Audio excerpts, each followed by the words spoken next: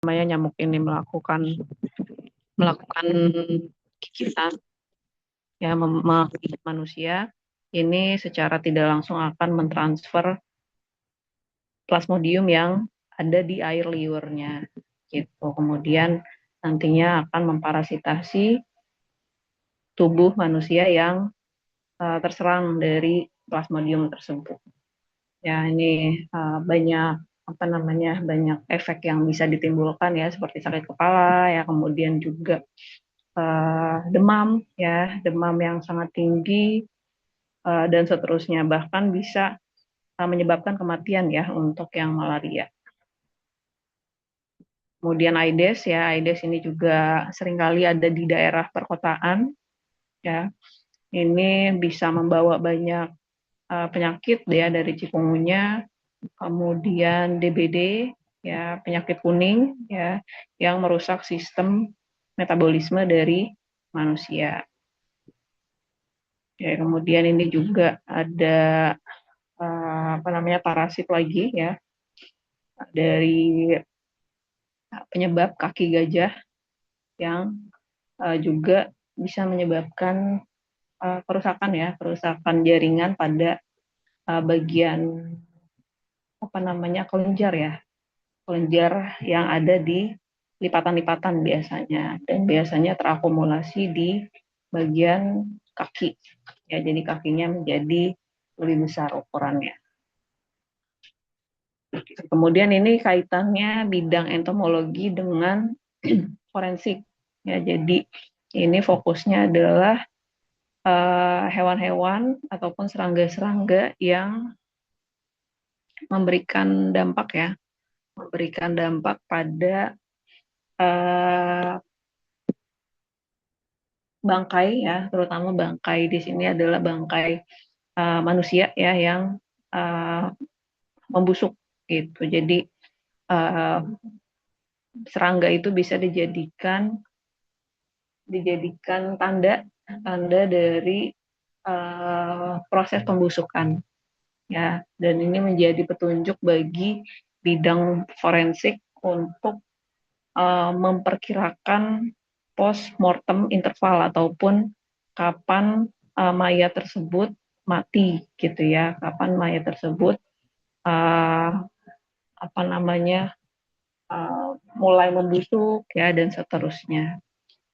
Ya, jadi biasanya ketika mayat membusuk kan pastinya akan mengeluarkan bau tidak sedap ya, dan itu bisa mengundang serangga jenis tertentu gitu ya, jenis-jenis tertentu untuk hadir gitu ya, dan memakan mayat tersebut ya. Kemudian mayat tersebut ini bisa menjadi petunjuk bagi petugas kepolisian tadi ya, untuk memperkirakan kapan terjadinya waktu perkara yang terjadi di lokasi. Oke. Nah, ini ada beberapa bangsa yang bisa menjadi petunjuk ya, beberapa bangsa yang bisa menjadi petunjuk dari keadaan bangkai yang diteliti oleh tim forensik. Ini yang pertama adalah bangsa lalat ya, pastinya dari kelompok Diptera. Ini tidak hanya Lucilia sericata saja, tapi ada banyak ya sebetulnya, tidak hanya ini saja. Ini salah satu contohnya saja ya yang ditampilkan di sini. Kemudian Coleoptera dari bangsa kumbang ini juga banyak sekali yang memakan istilahnya sifatnya nekrofagus ya. Jadi mereka memang memakannya itu adalah bangkai-bangkai ya, tidak hanya bangkai manusia tetapi juga hewan ya, karena sifatnya adalah untuk mendekomposisi gitu. Jadi ketiga bangsa ini sifatnya di ekosistem gitu ya adalah untuk mendekomposisi. Itu ini ada Necroporus sp ya, dari kelompok kumbang.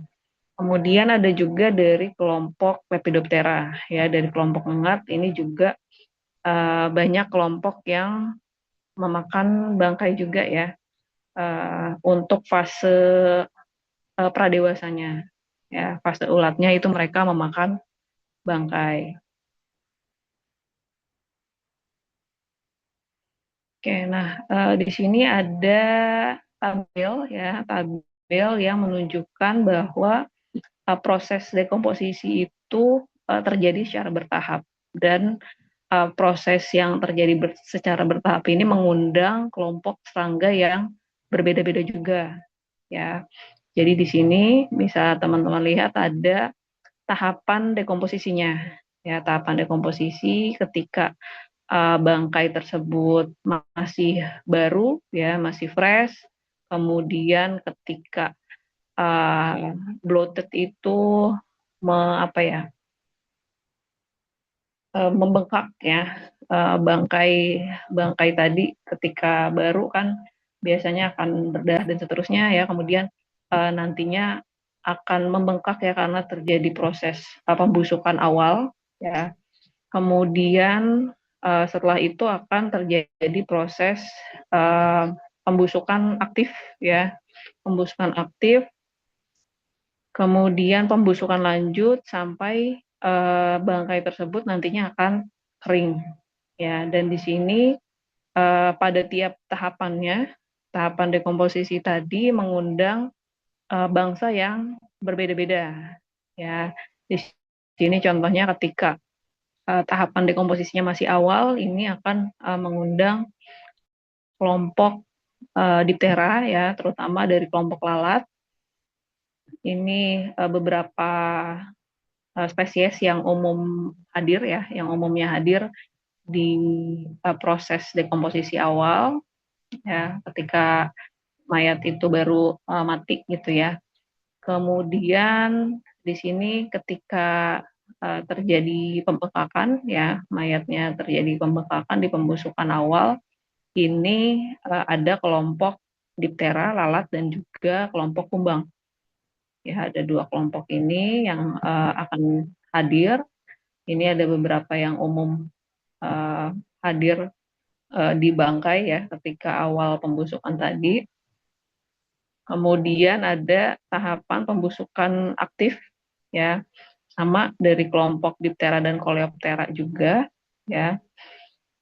Tapi lebih banyak dari kelompok coleoptera ya, kelompok kumbang yang lebih banyak hadir di sini. Ya, kemudian ini pembusukan lanjut ada coleoptera, ya, kumbang dan juga lalat, ya, kelompok diptera. Ini kelompok diptera lebih mendominasi ya daripada kelompok kumbang. Kemudian tahapan akhir di sini adalah tahapan proses kering ya, proses pengeringan dari dekomposisi tadi. Ini barulah muncul kelompok baru ya, kelompok Lepidoptera juga hadir di sini. Ya, jadi tidak hanya kelompok lalat dan juga kumbang saja, tetapi di sini muncul juga kelompok apa namanya, ngengat ya, lebih ke ngengat daripada kupu-kupu.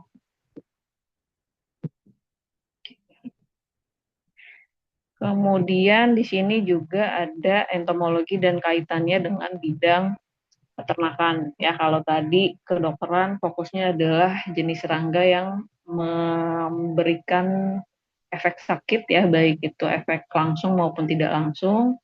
Nah, untuk di sini adalah fokusnya jenis serangga yang mengganggu hewan ya, khususnya hewan yang diternakan ya. Biasanya kan karena hewan yang diternakan ini hidupnya secara bersama-sama gitu ya.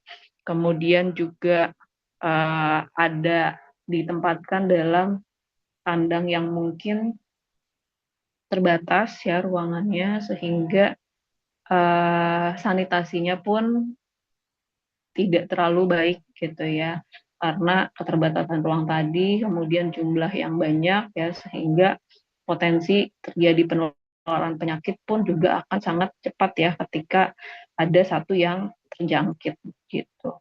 Nah, ini yang bisa menyebabkan sakit pada hewan ya adalah kelompok diptera ya, nyamuk pastinya, karena alaminya nyamuk juga ada di mana-mana gitu ya, tidak hanya di daerah perkotaan saja, tetapi juga di hutan ya, di hutan ya, kemudian di tempat-tempat yang banyak hewan vertebrata juga akan mengundang kehadiran nyamuk pastinya ya, karena nyamuk ini kan tertarik pada apa namanya sumber karbon uh, dioksida yang dihasilkan dari pernafasan ya, kemudian mereka juga membutuhkan darah gitu ya untuk bisa membuat telur gitu ya, untuk melanjutkan reproduksinya untuk yang betina, sehingga kehadiran hewan-hewan vertebrata ini sangat mereka cari gitu ya ketika di alam. Nah, ini bisa menyebabkan apa namanya penyakit ya, yang menyebabkan pendarahan ya di bagian dalam tubuh rusak ya. Ini bisa dilihat matanya yang memerah ya, kemudian juga ada virus ya, virus blutang virus ini menyebabkan bagian lidah yang menjadi kebiruan. Kemudian ada juga di sini lalat ya, tidak hanya nyamuk tapi lalat juga bisa menyebabkan kesakitan ya pada hewan ternak.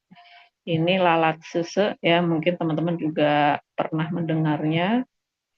Ini lalat ini membawa parasit ya, parasit trypanosoma ya, trypanosomasiasis ini nama penyakitnya. Kemudian ini bisa menyebabkan seperti kelelahan gitu ya. Jadi hewan ternaknya itu menjadi malas untuk bergerak ya, karena terjadi pembengkakan di otot-ototnya gitu ya, di sendi-sendinya, sehingga akan lemas gitu ya, kemudian akan terjadi demam ya, dan seterusnya.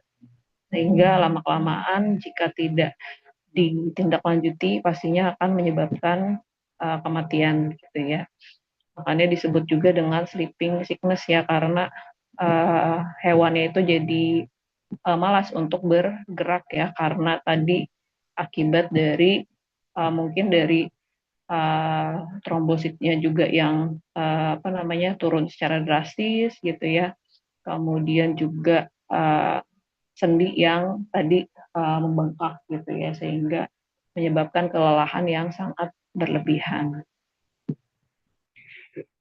Kemudian ini masih dari kelompok lalat ya, di mana kelompok lalat ini juga bisa menyerang secara langsung ya. Jadi botfly ini juga bisa menaruh telur di tubuh mamalia ya. Jadi sifatnya ini parasit secara langsung ya. Jadi dia tidak membawa penyakit ya, tetapi dia yang memparasitasi gitu ya. Jadi dia meletakkan telur di tubuh hewan-hewan yang mereka jangkiti ya.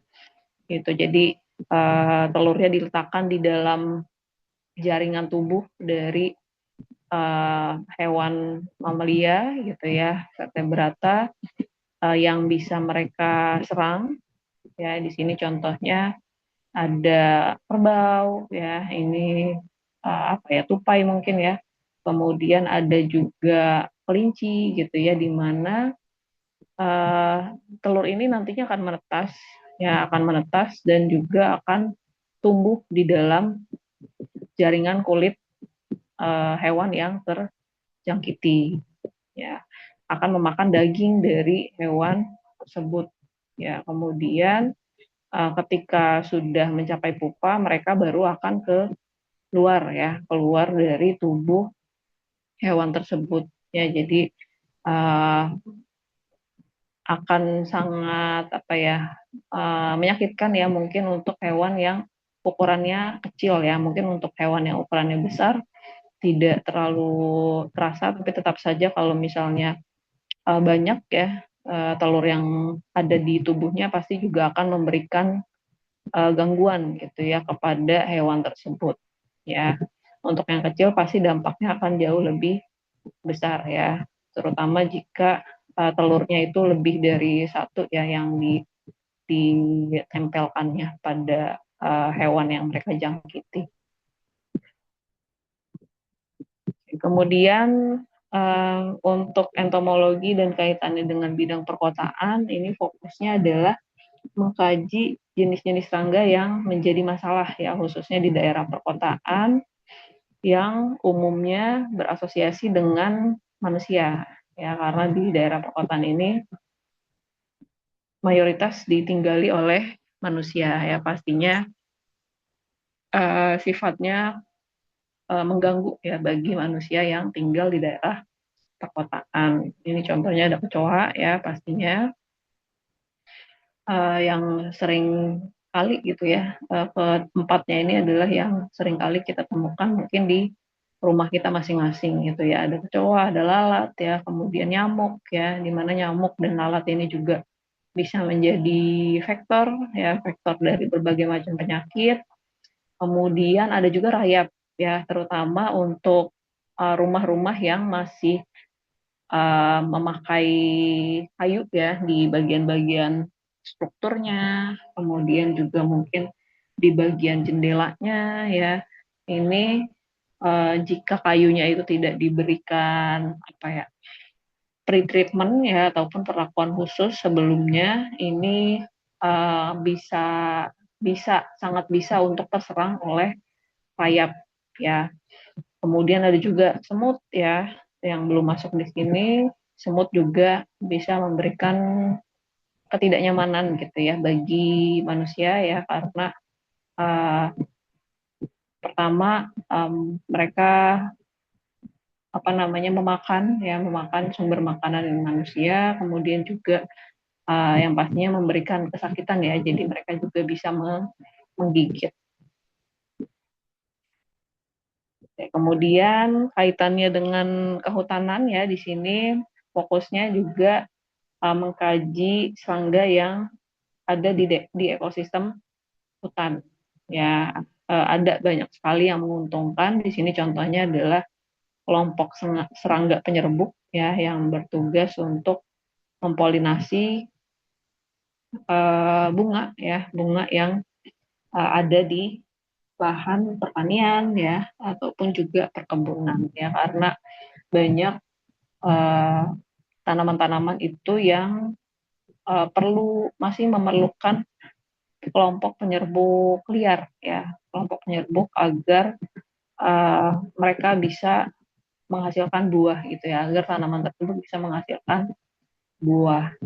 Kemudian serangga penghasil madu ya, ini juga sangat memberikan apa namanya keuntungan ya bagi manusia, di mana madu yang dihasilkan itu bisa dikonsumsi gitu ya, memberikan banyak khasiat bagi manusia, dan juga bisa diperjualbelikan ya.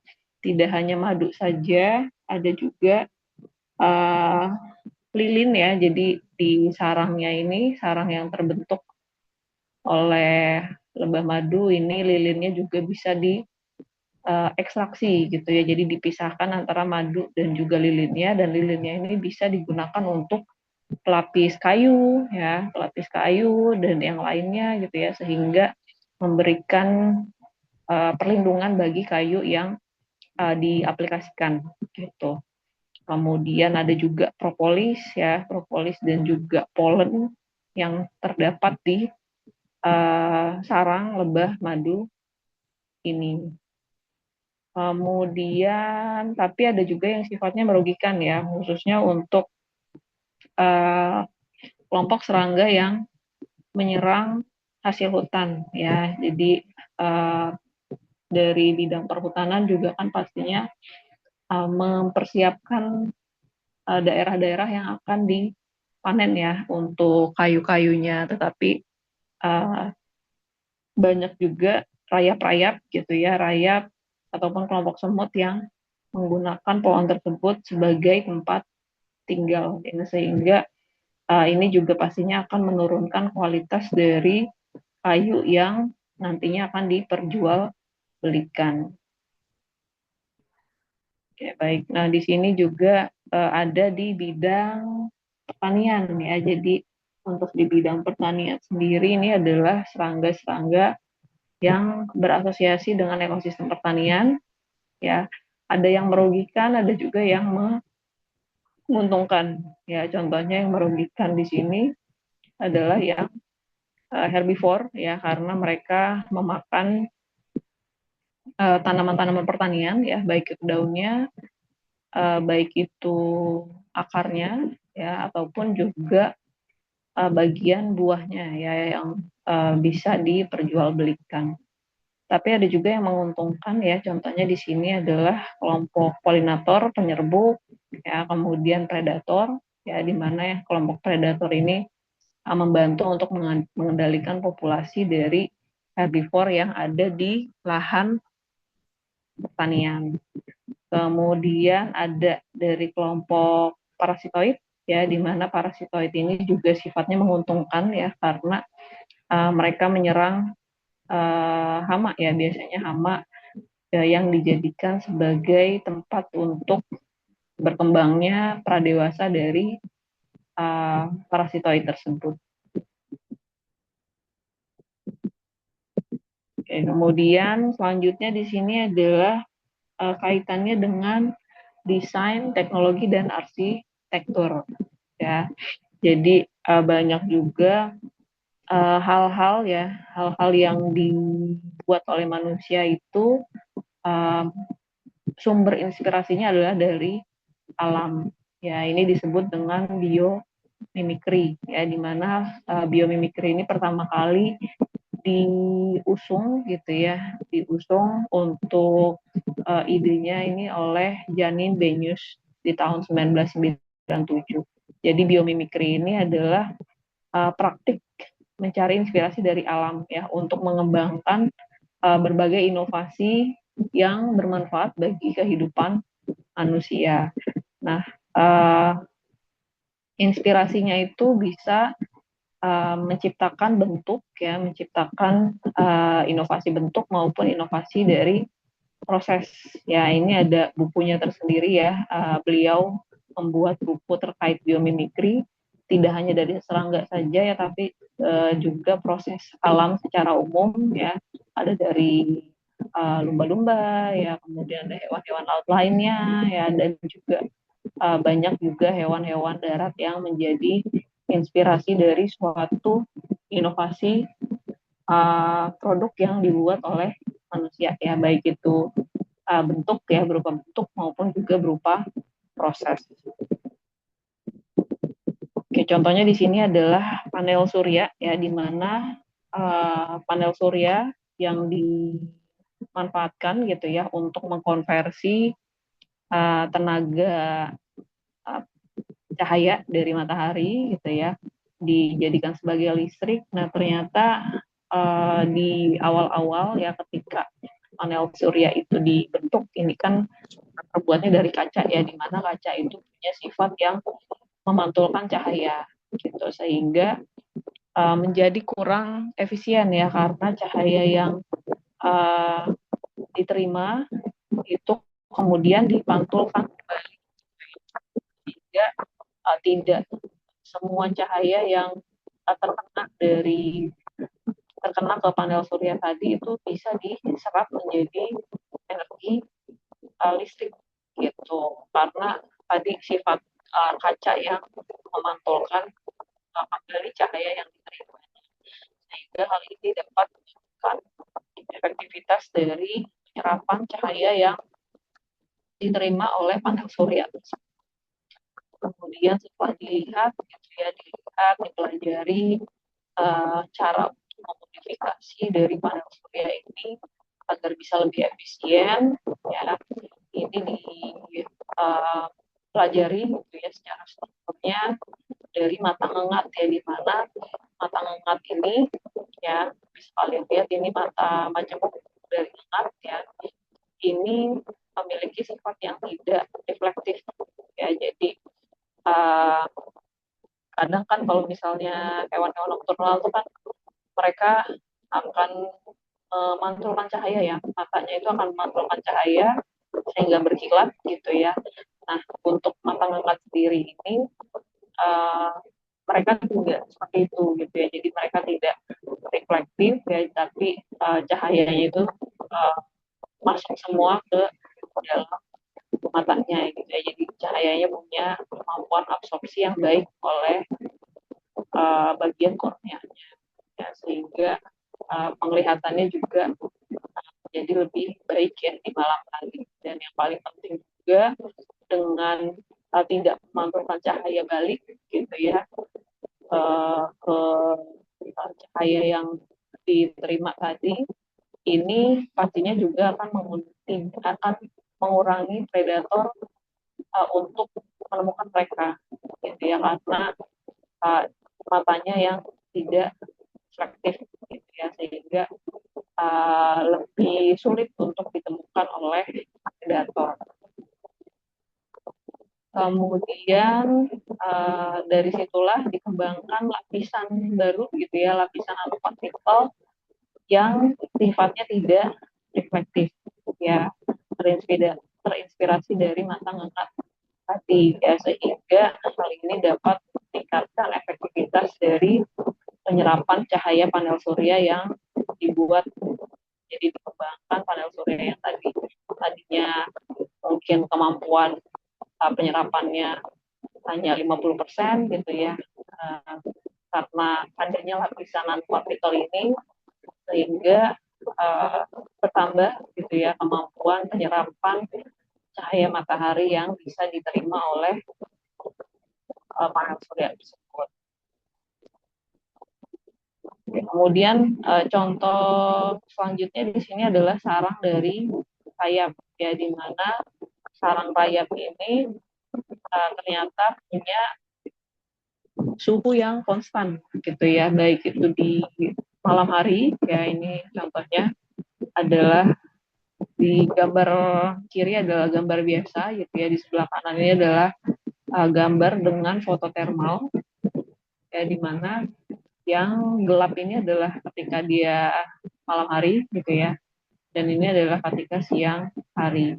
Dan secara umum untuk sarang rayap ini punya temperatur yang hampir kontras ya, hampir konstan pada baik pada siang maupun juga malam hari ya. Dan setelah diteliti ternyata mereka punya sistem pengudaraan yang baik ya, untuk di sarang rayapnya ini ketika dibelah gitu ya, mereka punya sistem pengudaraan yang baik ya, di mana bagian bawah ini terdapat sirkulasi gitu ya, terdapat sirkulasi dan juga adanya ruangan ya, ruangan-ruangan ya, di mana ini ada ruang untuk ratunya ya, kemudian ada ruangan untuk anakan ya, anakan-anakannya, terus di sini ada untuk jamur ya, ada untuk persediaan makanan, dan ke atasnya lagi ini ada cerobong-cerobong ya, cerobong-cerobong yang fungsinya untuk mengeluarkan panas ya, panas dari dalam sarangnya. Jadi biasanya kalau udara panas itu bergeraknya kan ke atas ya, kan ke atas ya. Jadi umumnya udara yang di bawah itu dingin gitu ya, daripada yang di atas ya. Dengan adanya struktur apa namanya, struktur bangunan seperti ini gitu ya, bangunan rayap yang seperti ini menjaga suhu di dalam sarangnya itu tetap konstan gitu ya, sehingga bisa ditinggali oleh banyak sekali koloni dari rayap ya. Ini yang warna ungu adalah aliran udara ya, di mana aliran udaranya itu bergerak dari bawah gitu ya, kemudian hawa panasnya akan keluar melalui cerobong-cerobong yang ada di atasnya. Oke, dan desain ini juga diikuti gitu ya oleh seorang desainer bernama Mike Pierce ya, di mana dia mengaplikasikannya pada sebuah bangunan di Zimbabwe gitu ya, di mana Zimbabwe ini kan adalah daerah yang sangat gersang ya di Afrika, dan ini dibangun gitu ya untuk mengefisiensikan energi ya, di mana ternyata bangunan ini bisa memanfaatkan energi yang efisien ya, karena menggunakan apa namanya menggunakan listrik yang jauh lebih minim gitu ya, bahkan 35% lebih rendah gitu ya daripada bangunan dengan ukuran yang sama gitu ya. Jadi dia punya cara untuk meregulasi tadi panas ya, panas yang ada di bangunan dengan meniru sarang dari rayap tadi. Oke, kemudian serangga dan kehidupan manusia ini pastinya memberikan banyak sekali dampak ya, memberikan dampak pada kehidupan manusia. Eh,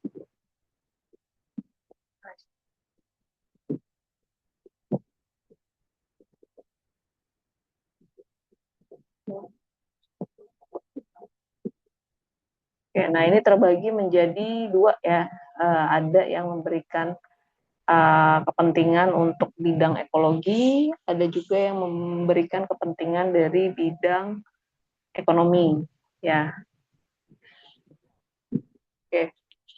Di sini untuk di bidang ekologi, ya, yang pertama adalah membantu penyerbukan. Ya, tadi sudah dijelaskan terkait serangga-serangga yang punya kemampuan untuk memberikan layanan, ya, layanan untuk menyerbuki tanaman-tanaman, ya, kemudian juga membantu proses dekomposisi, ya, tadi juga disinggung terkait hubungannya dengan bidang forensik, kemudian juga menjaga keseimbangan secara umum, ya, keseimbangan dengan hadirnya mereka ini akan membantu proses alami ya yang terjadi di alam.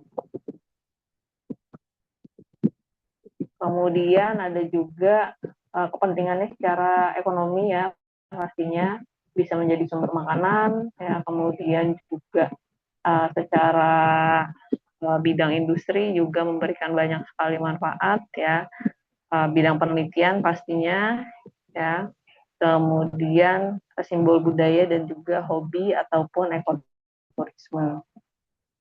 Yang pertama ini sebagai polinator ya. Jadi untuk polinator sendiri ini sebagian besarnya sekitar 60% penyerbukan untuk tanaman ini masih bergantung pada hewan-hewan penyerbuk. Ya, ada yang tahu mungkin hewan penyerbuk apa saja selain dari kelompok serangga ya. Kelompok serangga juga tidak semuanya kan yang menjadi penyerbuk. Ada yang mau menyampaikan mungkin pendapatnya, silakan. Izin menjawab, Mem. Silakan. Eh, Rahasia ya. iya, kalau burung burung kolibri termasuk nggak, Mem? Kolibri ya termasuk juga. Ada lagi burung ya, kelompok burung. Yang bisa menjawab, Mem. Siapa mau menambahkan? Fadli silakan. Setahu saya ada beberapa kelompok kelelawar tuh yang membantu penyerbukan juga. Oke. Ada lagi mungkin yang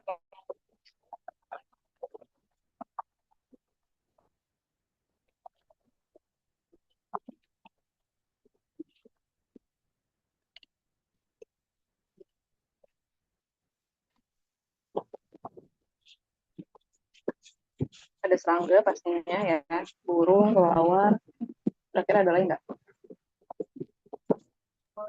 Manusia, Mem. Manusia, penyerbukan secara langsung ya, manusia ya. Oke, kita bahas ya terkait sebagai polinator. di mana uh, ada banyak ya sebetulnya agen-agen polinator ya, terutamanya adalah serangga ya, karena serangga ukurannya kecil gitu ya, sehingga banyak bisa bisa berpotensi sebagai penyerbuk ya. Kemudian selain serangga di sini ada burung ya tadi, kemudian ada juga mamalia kecil ya dari roden. Ini juga banyak yang tertarik untuk memakan. Biasanya kan mereka itu tertarik pada nektarnya ya. Jadi nektarnya ini memberikan sumber gula ya bagi mereka itu. Ini kelompok roden ini juga menjadi polinator gitu ya, agen penyerbuk. Kemudian dari kelompok mamalia ya banyak ya, kemudian juga reptil juga ada ya mungkin ya. Saya juga kurang tahu untuk contoh-contohnya reptil seperti apa gitu ya. Dan ada juga yang tidak ada di sini adalah tadi ya kelelawar. Kelelawar juga uh, biasanya yang ukurannya kecil ya, bukan yang terlalu besar. Tapi ada juga ya yang ukurannya cukup besar, itu juga bisa membantu proses penyerbukan ya. Tapi biasanya bunga-bunga yang diserbuk di kelelawar itu juga punya morfologi yang berbeda ya, tangkainya biasanya lebih kuat gitu ya, berbeda dengan bunga-bunga yang diserbuki oleh serangga ya. Umumnya kalau serangga itu menyerbuki bunga-bunga yang ukurannya lebih kecil ya. Sama juga dengan burung ya, ataupun juga monyet ya, ataupun juga mamalia lainnya yang ukurannya lebih besar. Biasanya struktur dari bunganya juga mengikuti gitu ya, bukan bunga yang ukurannya kecil. Untuk di serangga sendiri ini ada banyak ya, banyak bangsa ya, bangsa dari serangga yang bisa membantu proses penyerbukan. Ada dari kelompok lebah ya, Hymenoptera, kemudian dari kelompok kumbang ya juga ada yang bisa membantu proses penyerbukan. Kemudian kelompok lalat ya, lalat juga banyak ya yang tertarik untuk hadir ke nektar. Dan Lepidoptera ya, Lepidoptera dari kelompok kupu-kupu, bahkan juga ngengat ya yang bisa hadir gitu ya di bunga. Oke, nah ini ada sedikit diskusi lagi bagaimana cara serangga mentransfer polen. Ada yang tahu seperti apa kira-kira? Jawab, Mem. Silakan Azahra. Mungkin yang saya tahu itu pertama serangganya itu kan ke satu jenis bunga. Habis itu karena bentuk dari serangganya itu biasanya lebah itu kan bulunya halus. Jadi nanti si polennya itu nempel gitu di bagian bulu si serangga. Habis itu nanti serangganya kan pindah ke apa namanya ke bunga yang lain. Nah, nanti dia itu nempel di stigmanya. Habis itu terjadi proses penyerbukannya. Oke, baik. Terima kasih Azahra untuk jawabannya ya. Ya, jadi betul serangga ini punya rambut-rambut halus ya, di mana rambut-rambut halus ini secara tidak sengaja akan tertempel ya, polen-polen yang mereka datangi gitu ya, bunganya ini akan tertempel di tubuh mereka. Dan ini akan menyebabkan persilangan ya, persilangan dari bunga satu ke bunga yang lainnya, kemudian masuk ke dalam putik dan terjadi pembuahan ya, seperti itu. Oke, kemudian di sini ya ada beberapa beberapa kelompok dari bangsa Hymenoptera ya. Ada semut, ada lebah ya di sini ya, ada lebah, kemudian ada tawon juga, dan ada bumblebee ya. Kayak menurut teman-teman kira-kira di sini yang mana yang paling efektif Lebah, mem. Dari kelompok lebah ya, bisa terlihat dari rambut-rambut halus yang dimilikinya. Ya, jadi dengan adanya rambut-rambut halus ini sangat membantu polen-polen untuk bisa menempel ya, menempel pada tubuh lebah tersebut ya, sehingga bisa terjadi proses penyerbukan gitu ya, dari satu bunga ke bunga yang lainnya. Berbeda dengan mungkin kelompok tawon ya, yang untuk badannya ini cenderung licin ya, tapi bukannya tidak bisa sama sekali ya, ada juga polen-polen yang menempel pada bagian kaki gitu ya, mungkin bagian kepala juga gitu ya, dan juga mungkin bagian abdomen. Tapi untuk tawon sendiri ini sifatnya lebih oportunis ya, karena untuk tawon makanan yang mereka makan utama itu adalah hewan lain gitu ya, serangga yang ukurannya lebih kecil ya, karena mereka sifatnya itu adalah predator ya, jadi hanya sekali saja mereka akan mendatangi bunga ya, untuk mendapatkan tambahan nutrisi berupa nektar gitu. Jadi ini kalau diurutkan, yang paling efektif gitu ya, ini adalah dari kelompok lebah madu ya pastinya, kemudian dari kelompok bumblebee ya, karena punya struktur rambut halus yang sangat banyak ya di tubuhnya, dan ini membantu polen untuk bisa menempel gitu ya. Kemudian ada tawon, ada juga semut ya di sini. Oke, kemudian untuk di lebah madu sendiri ya, lebah madu sendiri ini bisa menyerbuki lebih dari 100 jenis tanaman ya, dan juga biasanya kan mereka hidupnya dalam koloni ya, sehingga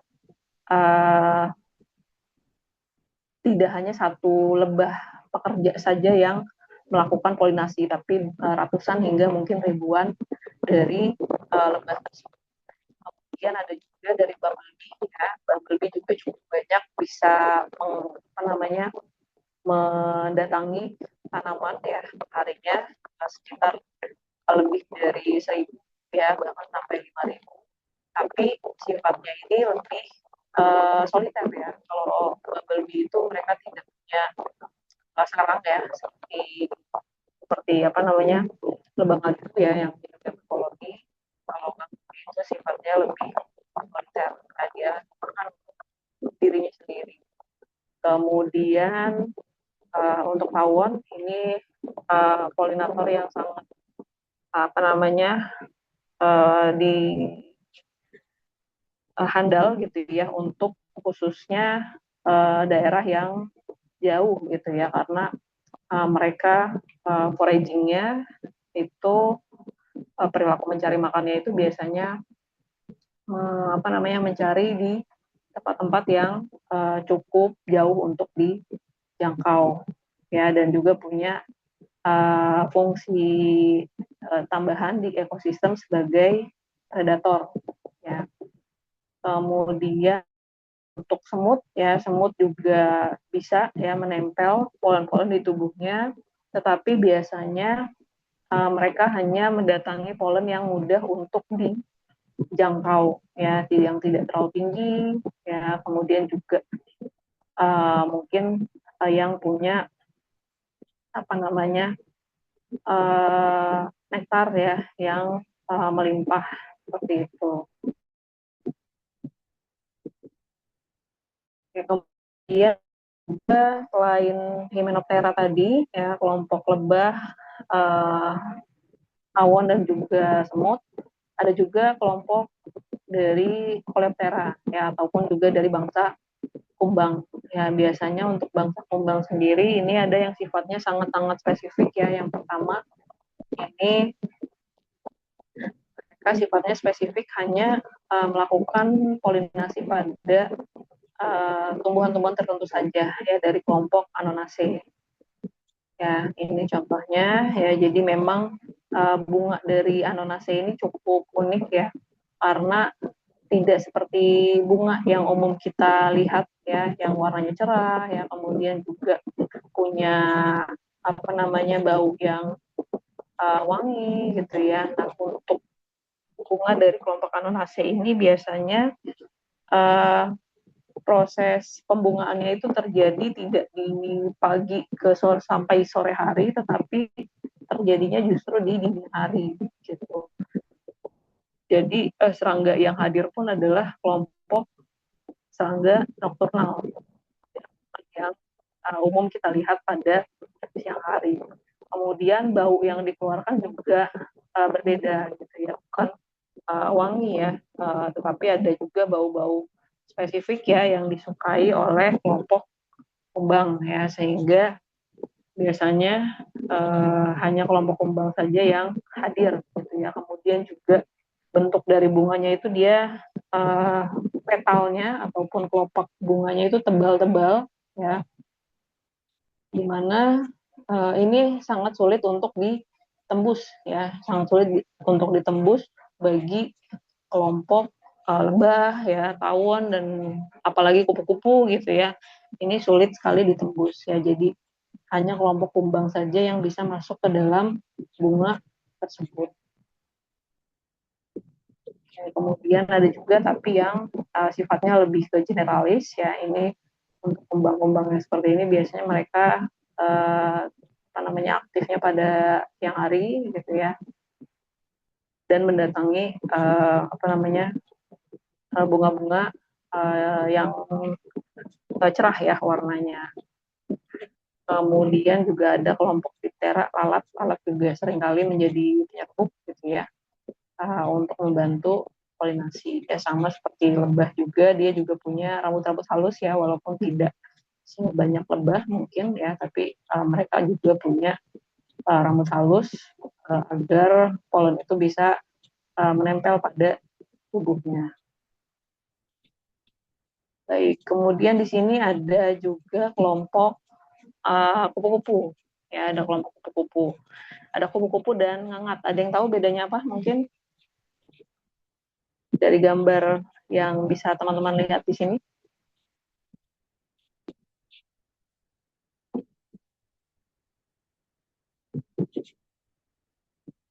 Waktu aktifnya, Mem. Waktu yang aktif ya, oke. Zahra, ada lagi? Selain waktu aktif, Ukurannya lebih besar gak sih, Mem? Kalau kupu-kupu? ukuran kupu-kupu lebih besar. Nah, Bella ya, nah, Bella. Oke, ada lagi mungkin yang bisa dilihat dari gambar ini membedakan kupu-kupu dan ngangat dari apa, Delia? Bentuk sayapnya atau sama bentuk antenanya kayak gitu. Dari bentuk antena dan apa tadi? Tidak terdengar. Bentuk antena dan sayap Bentuk antena dan sayapnya. coba diketik ya, Adelia ya. Suaranya agak putus-putus.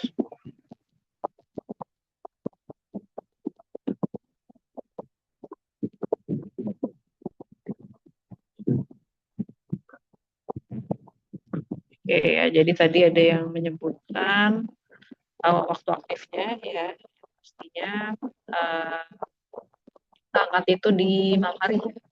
Malam hari yang ini lebih sering kita lihat ya, karena mereka aktifnya di siang hari ya, pagi ke sore ya. Kemudian untuk ngangat sendiri, padahal kalau dari segi itu jauh banyak daripada ya, bahkan penyidik itu hanya 10% ya kalau total.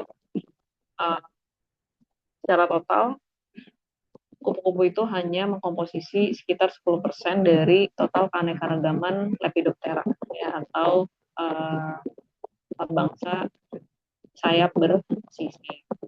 gitu. Jadi ngengat itu lebih bervariasi, bentuknya lebih bervariasi, dan kadang juga bentuknya aneh-aneh gitu ya, untuk ngengat. Ini untuk kupu-kupu juga ada yang mereka di sore hari atau disebut dengan crepuscular. Jadi jam dini ya, sampai terbenamnya matahari. Kemudian tadi juga dari ukuran sebetulnya kreatif ya. Ada untuk pengat sendiri ya yang pernah saya lihat ya aja itu adalah ngengat Lepidoptera yang paling terbesar ya. Nah, ini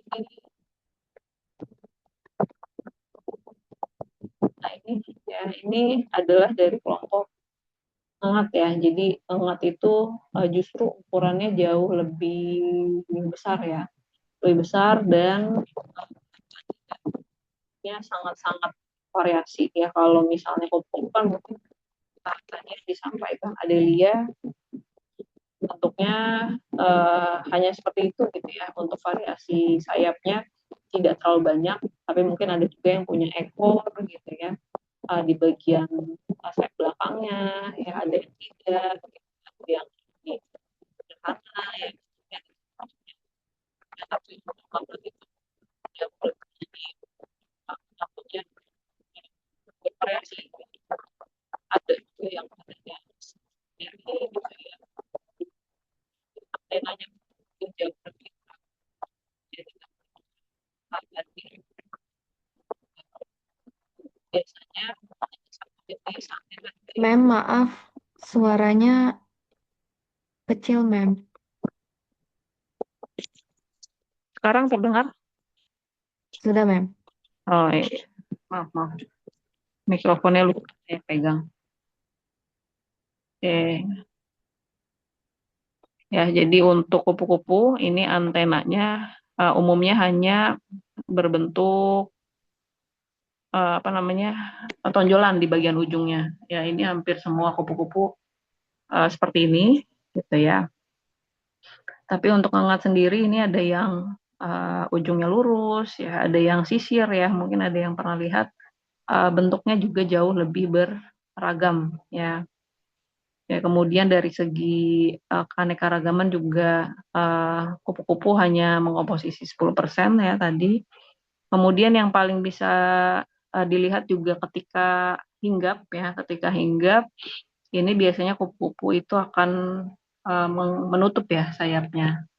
Gitu. Kalau mengengat itu biasanya akan terbuka, tapi ada waktu-waktu tertentu juga di mana kupu-kupu ini juga akan melebarkan sayapnya ya, terutama ketika di pagi hari ya, mereka punya perilaku basking ya, di mana ini dilakukan untuk mengumpulkan panas dari matahari ya, karena mereka kan hewan poikiloterm gitu ya. Untuk bisa aktif bergerak ini mereka melakukan basking untuk mengumpulkan energi panas dari matahari ya. Tetapi ketika sudah cukup ya energi panasnya, mereka akan menguncup ya ketika hinggap. Kemudian untuk ngengat sendiri ini ketika hinggap umumnya akan terbuka ya dari sayapnya, dan secara komposisi keanekaragaman ini jauh lebih banyak ya. Sekitar 90% dari bangsa Lepidoptera ini tersusun dari kelompok ngengat ya. Hanya saja mungkin jarang kita lihat karena mereka aktifnya di malam hari. Oke, baik. Kemudian ada diskusi selanjutnya ini terkait hal-hal yang bisa mempengaruhi penyerbukan. Ya, ada yang mau menyampaikan mungkin pendapatnya, kira-kira apa saja yang bisa mempengaruhi penyerbukan ya, keberhasilan dari penyerbukan. Izin jawab, Em. Silakan, Ovin. Kemungkinan dari warna dan bau dari bunganya, Mem. Warna dan bau bunganya, oke. Ada lagi dari Ovin? Eh, Mungkin ketersediaan nektarnya juga memang dari bunga tersebut. Adanya nektar atau tidak ya. Oke. Ada lagi mungkin yang mau menambahkan, silahkan kalau ada. Kondisi cuaca, Mem. Ananda ya, Ananda, kondisi cuaca. Termasuk juga suhu dan kelembaban ya berarti ya. Oke, ada lagi mungkin? Izin menambahkan, Mem. Silahkan Pak Madita.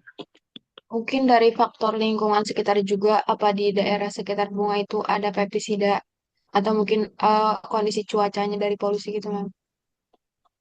Lingkungan Kondisi faktor lingkungan. lingkungan seperti apa gimana? Misal di daerah sekitar tanaman bunga itu ada pestisida atau apapun gitu, Mem. Oh, oke. Tercemar atau tidak gitu.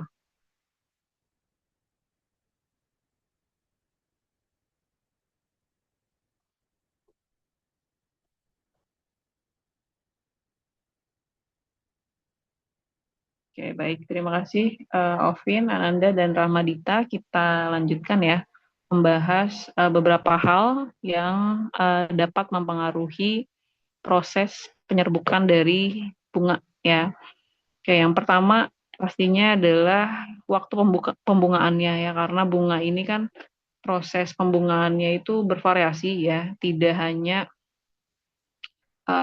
di pagi hari ya, tapi ada juga yang di sore hari gitu ya. Umumnya memang bunga itu proses antesisnya ya, ataupun juga proses pembukaan dari bunganya itu mekarnya di pagi hari ya, tetapi banyak juga yang di sore hari, bahkan ada juga tadi yang dari kelompok Anonaceae proses pembungaannya itu terjadi di malam hari ya, dan proses waktu pembungaan ini juga bisa mengundang kelompok serangga yang pastinya berbeda-beda juga ya.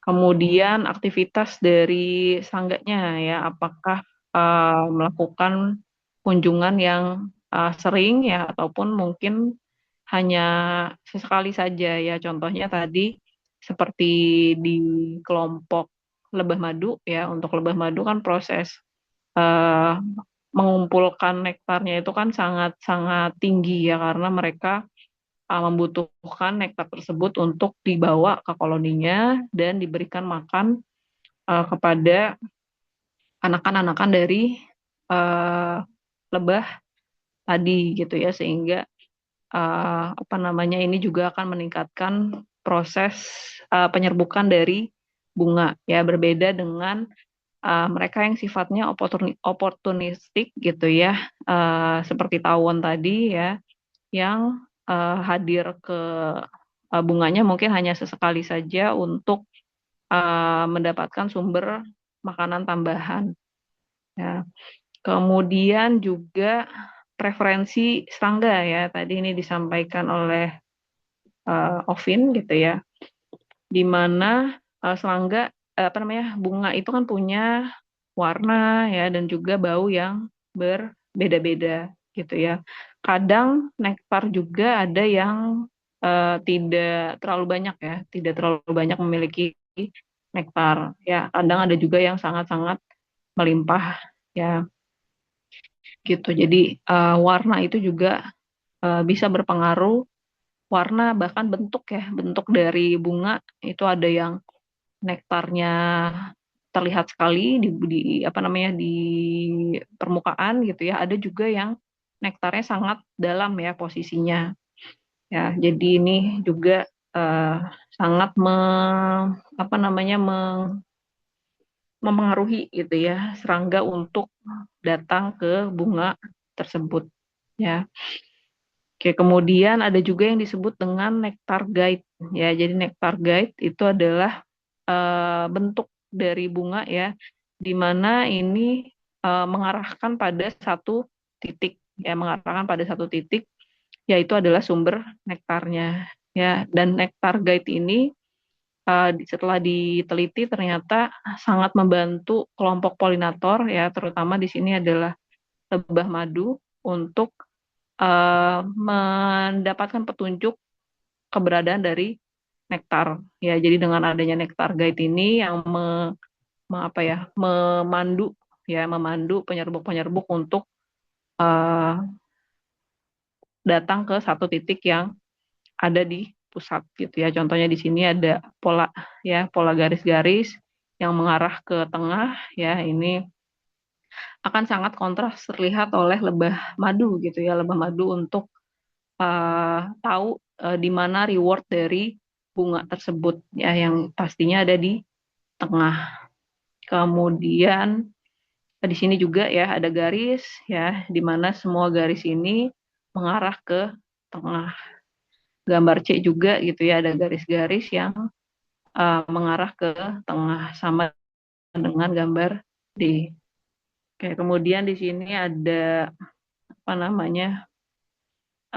penelitian ya, di mana ada yang dibuat garis gitu ya yang mengarah ke tengah, dan juga ada yang tidak gitu. Jadi yang dengan adanya Nectar Guide ini punya kemampuan untuk lebih terlihat daripada yang tidak ya, bagi serangga yang hadir. Oke, kemudian sebagai decomposer ya, jadi serangga juga punya peran untuk melakukan dekomposisi ya, karena sumber makanan yang sangat bervariasi ya, khususnya di sini adalah sisa organik ya. Jadi daun-daun yang jatuh gitu ya, kemudian buah-buah yang membusuk ini juga mengundang serangga untuk hadir ya. Tidak hanya serangga sebetulnya, tapi juga kelompok arthropoda yang lainnya ya, seperti Chilopoda ya, kaki seribu ya, kemudian ada kelompok cacing juga gitu ya, dan kelompok lainnya yang memakan sisa-sisa organik ya. Kemudian sisa organik yang dimakan tadi ini nantinya akan terpecah gitu ya, dari partikel yang mungkin ukurannya besar gitu ya menjadi ukuran yang lebih kecil, dan lebih mudah untuk dekomposisi ya, didekomposisi oleh agen selanjutnya, yaitu mikroorganisme ya, dari bakteri ya, kemudian juga dari jamur ya, yang nantinya proses ini akan membentuk lapisan humus ya, yang dapat menutrisi tanah.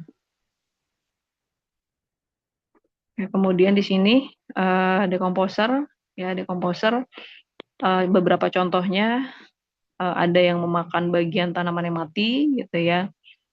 Ada juga yang terkadang ada yang sifatnya hama gitu ya, memakan buah yang masih bagus gitu ya.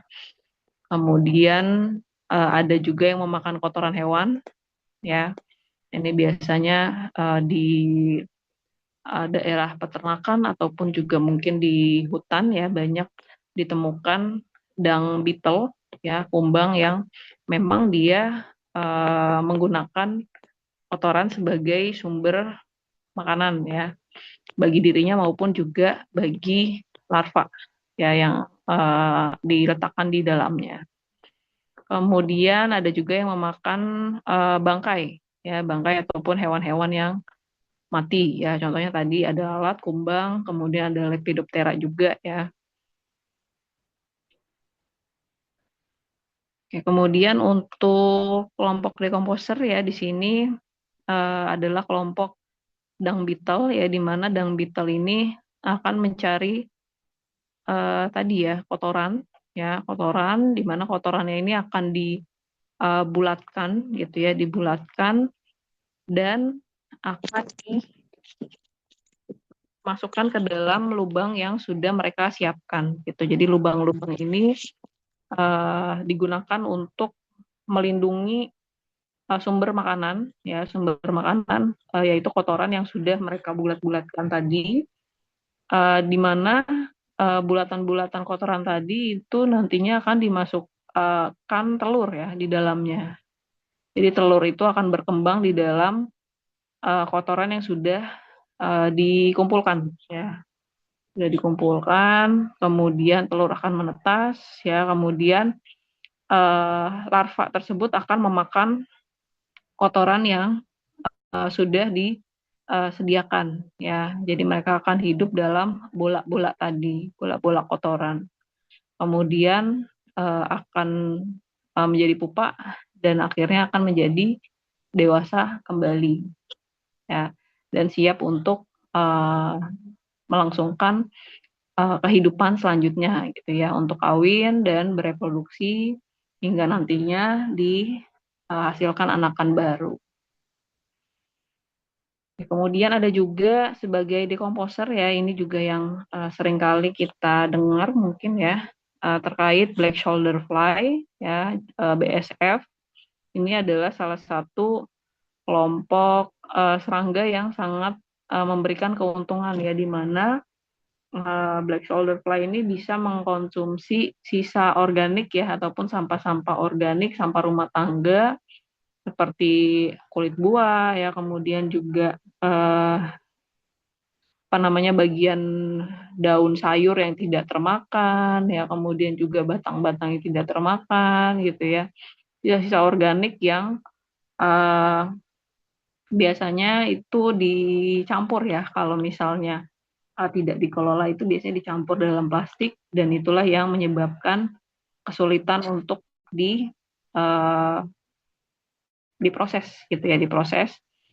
Padahal jika dipisahkan gitu ya, untuk sisa-sisa organik ini bisa menjadi sumber makanan bagi BSF gitu ya.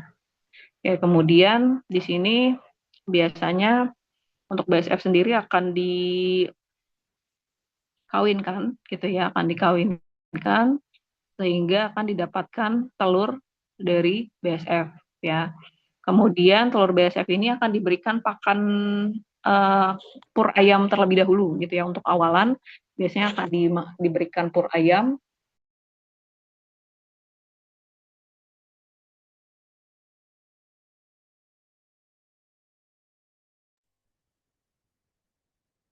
Oke, setelah umurnya mencapai hari kelima ya, atau disebut dengan 5 doll, ini baru dipindahkan ke sisa organik ya, limbah organik yang sudah dikumpulkan.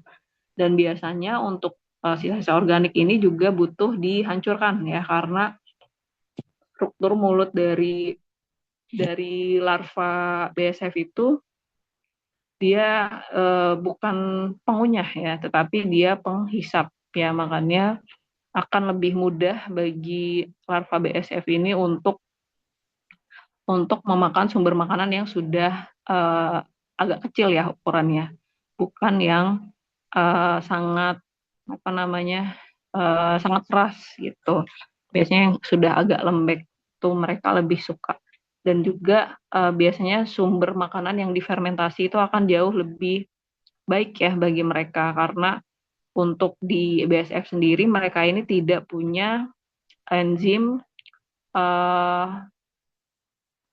untuk memecah lignin ya, yang ada di sayuran ya, buah-buahan dan seterusnya. Jadi dengan adanya proses fermentasi ini akan membantu memecahkan lignin tadi ya, sehingga lebih mudah untuk dicerna oleh BSF ya. Kemudian dari proses dekomposisi tadi ini bisa menghasilkan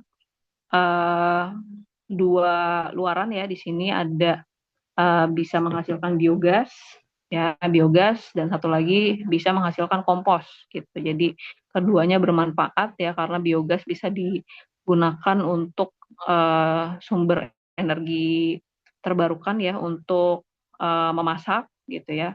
Kemudian ada juga kompos bisa digunakan untuk menyuburkan tanaman ya. Kemudian di umur ke-15 ya, umur ke-15 ini larvanya sendiri bisa digunakan sebagai pakan dari hewan ya, entah itu hewan laut ya, hewan air gitu ya, akuatik, ataupun juga bisa dikeringkan ya, dikeringkan dan disimpan gitu ya, disimpan untuk dimanfaatkan, ya dimanfaatkan sebagai sumber campuran dari pakan ya, pakan hewan gitu, hewan ternak ya, sebagai tambahan eh, protein. Ya. Kemudian sebagiannya akan dilanjutkan ya, sebagiannya akan dilanjutkan siklusnya untuk nantinya akan dibuat generasi baru gitu ya, dikawinkan dan diulang lagi untuk siklus tadi ya, siklus proses uh, penguraian oleh BSF sebagai agennya. Oke, kemudian ada juga dari kelompok yang bisa membantu bidang pertanian ya. Di sini ada predator dan juga ada parasitoid ya. Jadi ini fungsinya adalah sebagai pengatur populasi ya, di mana predator ini bisa membantu untuk memangsa serangga lain gitu ya, khususnya serangga-serangga yang memberikan kerugian ya di bidang pertanian ya, jadi dimakan secara langsung ya untuk kelompok predator. Nah, untuk yang parasitoid ini biasanya mereka tidak memakan secara langsung ya, tetapi mereka memparasitasi ya. Mereka punya sifat memparasitasi serangga lain dengan meletakkan telurnya gitu ya. Jadi telurnya ini akan diletakkan di tubuh larvanya gitu ya. Jadi akan memberikan kematian secara tidak langsung.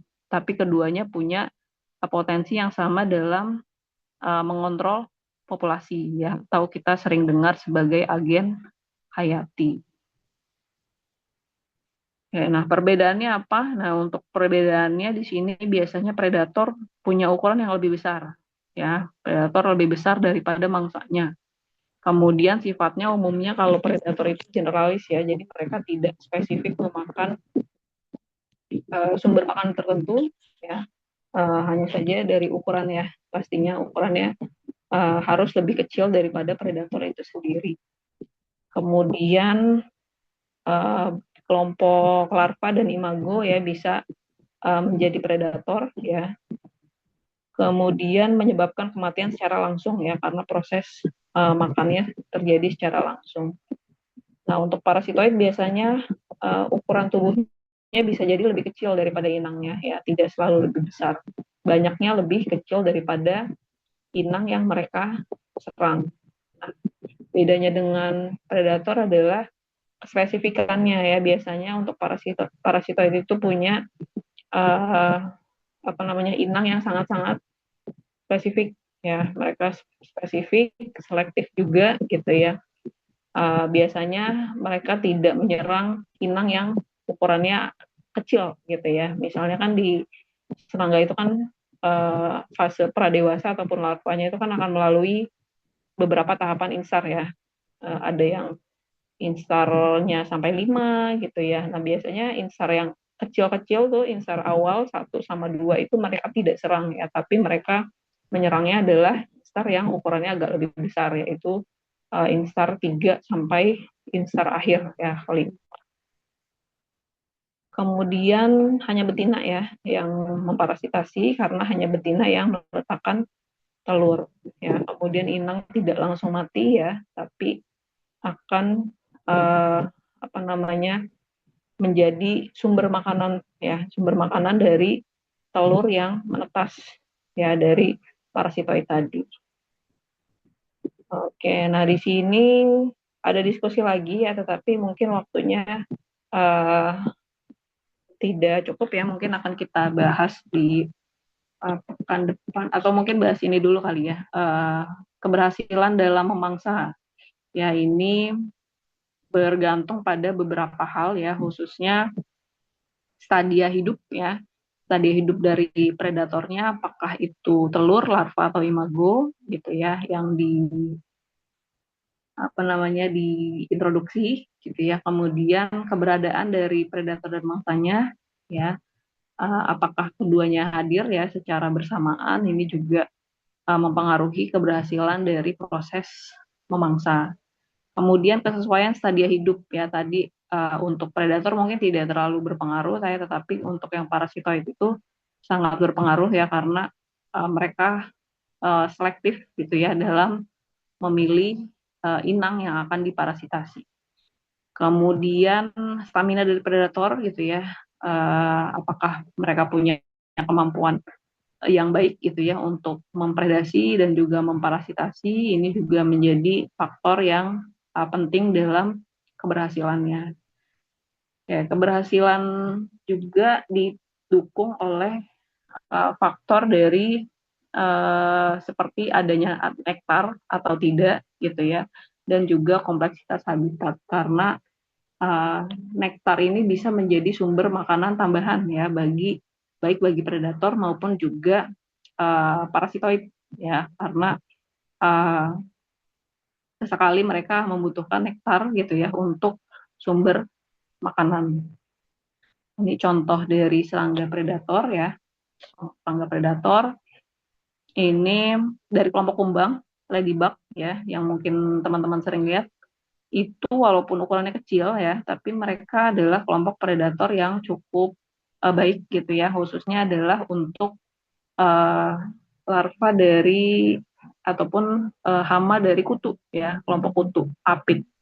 Kelompok apit-apitan ini dapat diserang gitu ya. Jadi dari fase larvanya ini mereka sifatnya sudah predator ya. Ini larvanya dan ini adalah imagonya. Yang keduanya punya potensi sebagai predator. Ya, ini yang diserang ya dari kelompok hama kutu ya. Kemudian alternatifnya ya ketika tidak ada sumber makanan ini mereka akan memakan polen dan juga nektar ya. Jadi keberadaan dari tumbuhan berbunga juga adalah hal yang penting ya bagi kumbang predator ini ya karena mereka membutuhkan sumber makanan tambahan ya tidak hanya dari mangsanya saja tetapi juga polen dan nektar.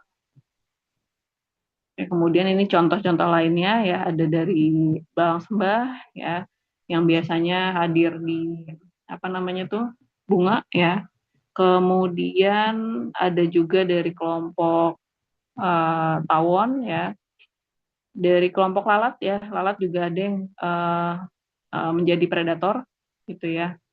Kemudian ada dari kelompok hemiptera ini juga ada yang menjadi predator gitu ya walaupun dengan mulutnya yang tipe penusuk ya tetapi mereka bisa menusuk bagian tubuh dari herbivore gitu ya untuk dihisap ya.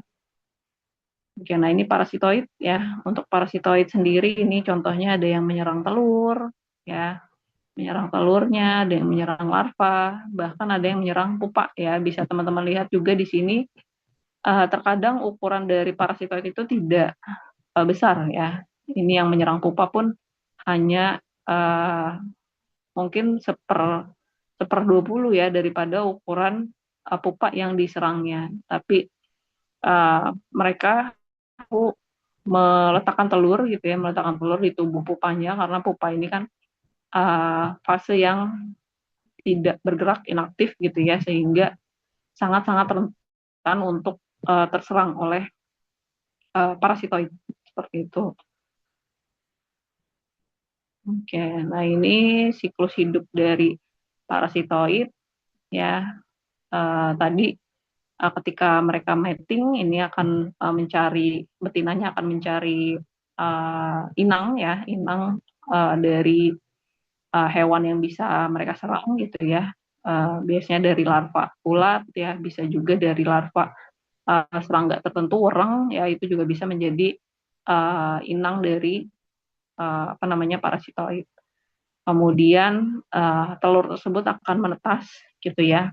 Biasanya satu inang itu hanya satu telur saja ya. Jadi mereka bukan yang beberapa telur dimasukkan ke dalam tubuh inang tersebut ya. Jadi hanya satu telur saja. Kemudian mereka akan mencari inang selanjutnya untuk ditempeli telur berikutnya gitu. Jadi dari satu inang ini hanya satu telur yang akan menjadi anakan, gitu ya, akan keluar menjadi anakan.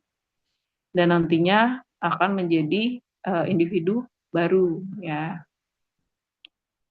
Oke, sama seperti predator ya, sumber makanannya pun nektar ya, sumber makanan utama dari dewasanya terutama ini adalah nektar ya, sehingga uh, adanya tumbuhan berbunga itu juga sangat berpengaruh terhadap kelangsungan hidup dari parasitoid yang ada di ekosistem ya. Kalau lingkungannya sederhana gitu ya, misalnya tidak terlalu banyak sumber nektarnya, ini tingkat parasitasinya bisa mencapai 27%, ya itu yang paling tinggi ya. Kemudian ketika lingkungan dari parasitanya lebih kompleks, ini pastinya akan jauh lebih tinggi ya kemampuan untuk memparasitasinya gitu. Jadi bisa naik sampai 60 hingga 70%. Ya, jadi keberadaan dari tanaman berbunga ini sangat penting ya agar kebutuhan dari imagonya ini bisa tercukupi. Oke, mungkin itu untuk hari ini ya. Jadi sampai di serangga sebagai pengatur populasi. Untuk yang sumber makanan mungkin akan dilanjutkan di pekan depan ya. Sampai sini ada pertanyaan? Silakan kalau ada.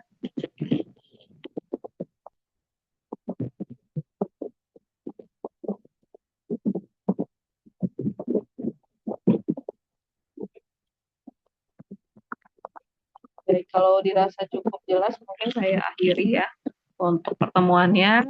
Dan untuk tiap kelompok yang sudah dibentuk oleh PJ kemarin, mohon mendiskusikan tema yang akan diambil ya, tema yang akan diambil untuk dijadikan GFT yang nantinya juga akan direkap ya, nanti akan saya buat untuk spreadsheet-nya. Harapannya tidak ada topik yang sama ya untuk tiap kelompoknya. Topiknya akan berbeda-beda. Baik, mungkin itu ya untuk hari ini.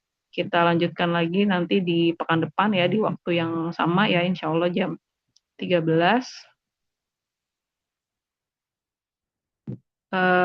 Nanti untuk spreadsheet-nya akan saya